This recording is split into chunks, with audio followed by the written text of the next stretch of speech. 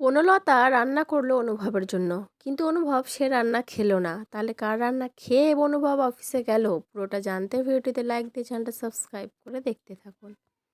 কোণে দেখা আলো সিরিয়ালের আগামী পর্বে আমরা দেখতে পাবো বনলতা খুব ভালোবেসে অনুভবের জন্য রান্না করে। তারপরে তার সেই রান্না অনুভবকে খেতে দিলে অনুভব কিন্তু খেতে চায় না।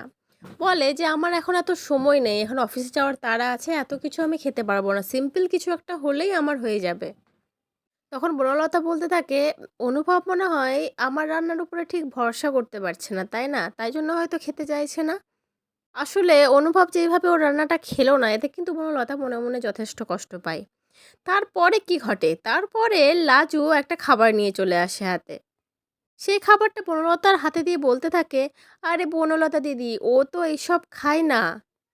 আমি তো তোমাকে আগেই বলেছিলাম ও কি কি খেতে ভালোবাসে, আর এই জন্যই আমি ওর পছন্দ মতো এই রান্নাটা করে রেখেছিলাম। এই দেখো, দাও তুমি, এবার দেখবে ঠিক খাবে। তখন বনলতা অবাক হয়ে লাজুর দিকে তাকিয়ে থাকে। মানে বনলতা তো অনুভবের বউ, তা সত্ত্বেও লাজু অনুভবের সম্পর্কে এত কিছু জানে, যেটা বনলতা মানে বিন্দু বিসর্গও জানে না।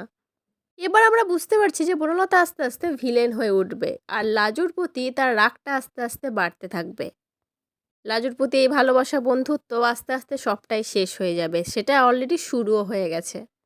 কিন্তু অনুভব আর লাজুর এই সম্পর্ক কোন দিকে গড়াবে, কি মনে হচ্ছে তোমাদের? অবশ্যই কমেন্ট করে জানিও। পরবর্তী আপডেট নিয়ে তাড়াতাড়ি আসছি, সঙ্গে থেকো, সাথে থেকো, চ্যানেলটা সাবস্ক্রাইব করে দিও।